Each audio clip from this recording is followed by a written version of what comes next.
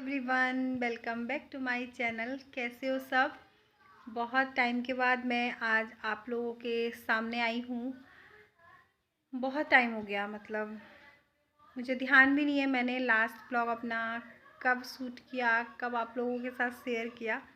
16 अक्टूबर को मैंने कैमरा रख दिया था। 16 अक्टूबर को ही मैंने थोड़ा सा एक ब्लॉग शूट किया था, क्योंकि मेरे भाई का बर्थडे था 16 अक्टूबर को और मेरा भाई यहीं पे था। बड़ा उत्साह था कि मतलब बहुत टाइम के बाद मेरा भाई मेरे साथ है और मैं बहुत अच्छे से सेलिब्रेट करूँगी उसका बर्थडे। बर्थडे अच्छे से ही सेलिब्रेट हुआ है, जैसे कि हम लोग करते ही हैं, मिडिल क्लास वाले लोग जो होते हैं। तो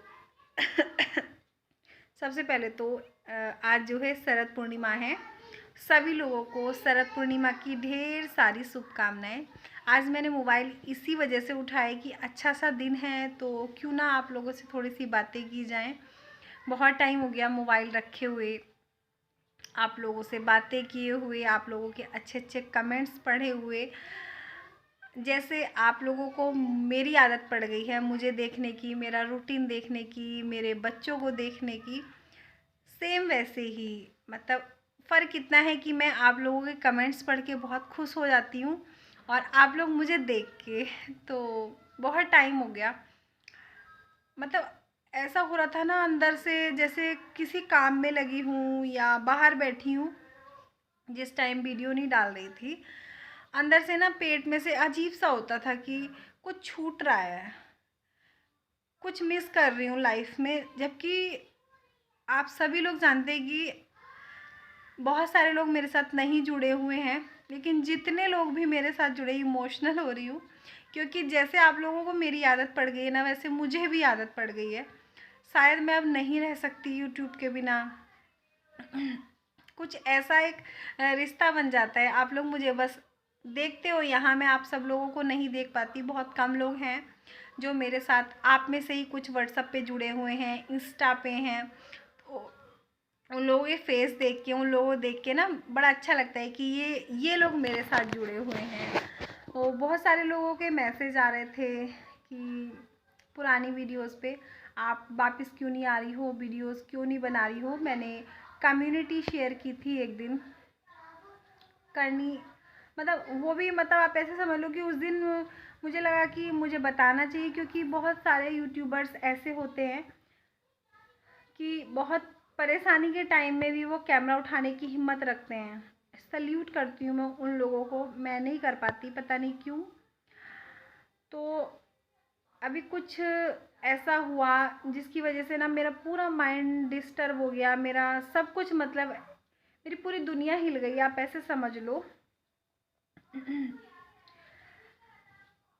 वेडनेसडे को वेडनेसडे, मतलब नवरात्रों में वेडनेसडे को मेरे हस्बैंड का एक्सीडेंट हुआ और उनको ना काफ़ी चोटें आई। बहुत ज़्यादा नहीं थी लेकिन कम भी नहीं थी। मतलब उन्हें देख, ऐसी हालत में देख के जो मेरी हालत हुई है, मैं शायद आप लोगों के सामने एक्सप्लेन नहीं कर पाऊँगी।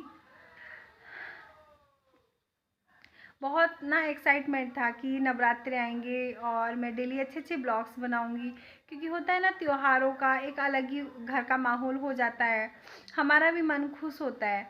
तो ब्लॉग्स भी अच्छे बनते हैं उस टाइम में। तो मैं बहुत खुश थी कि नवरात्रों में मैं डेली साड़ी पहनूंगी, अच्छे से रहूंगी, क्योंकि बहुत सारे आप लोगों को, आप में से बहुत सारे लोगों को मेरे से एक ही चीज़ की शिकायत रहती है कि दीदी आप ना अच्छे से वीडियो बनाया करो, मतलब अच्छे से बन ठन के आया करो। क्योंकि मेरी थोड़ी सी आदत है कि मैं आप लोगों का वेलकम जैसे रहती हूँ वैसे ही कर देती हूँ। मॉर्निंग में मेरा मन होता है कि अभी मुझे ब्लॉग शूट करना है, तो मैं वैसे ही मोबाइल उठाऊँगी और वैसे ही आप लोगों का वेलकम कर देती हूँ।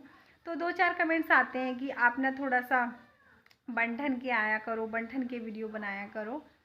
तो यही था कि नवरात्रों में बड़े अच्छे से बन ठन के मैं वीडियो बनाया करूँगी, लेकिन नहीं पता था, हम सोचते कुछ है, होता कुछ है। और मुझे लगता है कि कुछ भी जो है प्री प्लानिंग नहीं कर सकते, जो होना होता है वही होता है। तो वेडनेसडे को मेरे हस्बैंड का एक्सीडेंट हुआ, उसके 2-3 दिन पहले से ही मेरा मन उदास होने लगा। मतलब आप समझ लो कि पहले नवरात्रे में ही मन ना ऐसा हो गया कि कुछ करने का मन ही नहीं हो रहा, मतलब सब काम हुए, पूजा हुई, सब कुछ खाना पीना घर के सारे काम हुए, लेकिन मन उदास रहा। और तीसरे चौथे नवरात्रे में ही मेरे हस्बैंड को चोट लग गई। फिर तो आप समझ लो कि सब कुछ बिगड़ गया, एक तरीके से पूरे घर का माहौल डिस्टर्ब हो गया, मेरा दिमाग बहुत ज़्यादा डिस्टर्ब हो गया। आप ऐसे समझ लो कि हेलमेट नहीं होता तो पता नहीं क्या होता, मतलब अगर रोड पे एक्सीडेंट हो रहा है तो कुछ भी हो सकता है। वो हमारा नसीब अच्छा समझ लो, मेरे बच्चों के नसीब से या फिर क्या मैं नहीं जानती, लेकिन कुछ तो होता है। माता रानी के दिन चल रहे थे इतने अच्छे, हम लोग बड़े अच्छे से पूजा पाठ करते थे। कुछ मैंने क्लिप शूट की हुई हैं, आप लोगों के साथ ज़रूर शेयर करूँगी। बड़े अच्छे से वेलकम किया हमने माता रानी का, बहुत ज़ोरों शोरों से, ऐसे समझ लो आप कि बड़े मन से।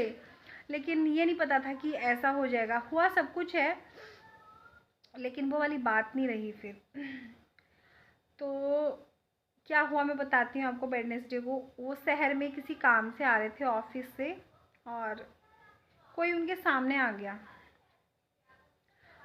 उसको बचाने के मतलब उन्हें लगा कि इसको चोट ना पहुंच जाए, और पता नहीं क्या ऐसा हुआ, ब्रेक मारे क्या हुआ कि उनकी बाइक स्कूटी जो है वो स्लिप हो गई और बहुत दूर तक घिसटते हुए चली गई, जिसमें उन्हें ना बहुत चोटें आई, जैसे कि हाथ में आई, हथेली में, और कंधे में है, घुटने में है। बहुत सारी चोटें ऐसी हैं जिनका तुरंत पता नहीं चला, जो गुम चोट होती हैं अगले दिन, तीसरे दिन, जैसे जैसे ठंड बढ़ती है अब तक भी कहीं कहीं दर्द हो जाता है। अभी ठीक हैं, बहुत अच्छे हैं, ऑफिस जा रहे हैं माता रानी की कृपा से, मेरे बच्चों के नसीब से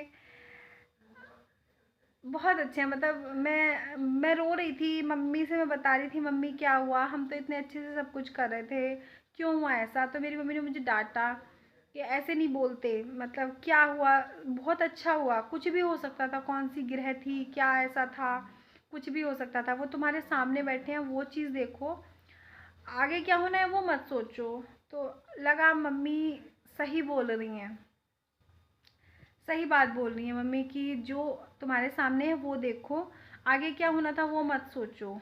क्योंकि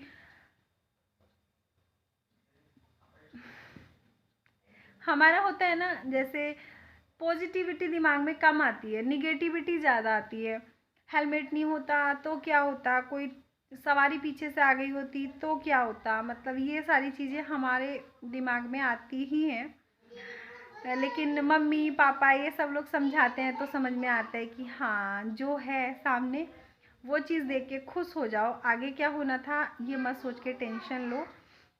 माता रानी का बहुत बहुत धन्यवाद, बहुत बहुत शुक्रिया कि, और आप लोगों को मैंने बताया था, कम्युनिटी पे शेयर किया था कि हमारे साथ ऐसे ऐसे हो गया है, तो आप लोगों ने भी बहुत सारे कमेंट्स किए और मेरे हस्बैंड की हेल्प के लिए भगवान से प्रे की। आप लोगों का दिल से, मतलब मैं ये सोचती हूँ आप लोग मुझे जानते भी नहीं हो पर्सनली, सिर्फ यूट्यूब से ही हमारा एक रिश्ता बना है, उसमें ही आप लोगों का प्यार जो मुझे मिल रहा है, आप लोगों का जो सपोर्ट मेरे साथ है, तो तहे दिल से मैं आप लोगों का धन्यवाद करती हूँ। आप मेरी फैमिली को मुझे इतना प्यार करने लगे हो।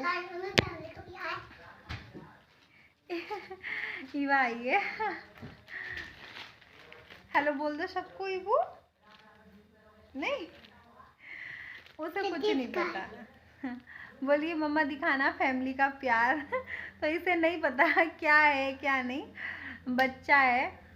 बहुत डर गए थे बच्चे भी मेरे। ईवा जो है 2 दिन 3 दिन अपने पापा के पास भी नहीं गई, बस उसको ये लगता रहा कि अगर मैं पापा के पास जाऊंगी हो सकता है मैं उनको टच कर दूँ, उनकी चोट दुख जाए।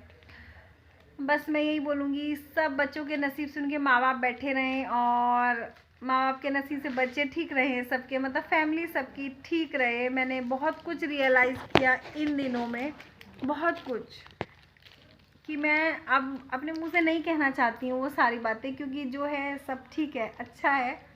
तो बस ये कुछ मन था आप लोगों से बातें करूँ, बताऊँ क्या सिचुएशन चल रही है। और हाँ मैं भूल गई, आज शरद पूर्णिमा सी है।